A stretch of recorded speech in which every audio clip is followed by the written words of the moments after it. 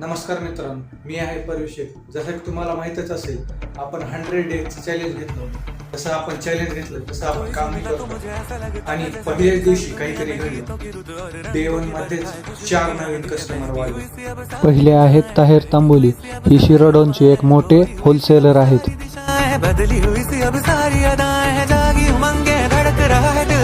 दुसरे आहेत सोहेल भाई.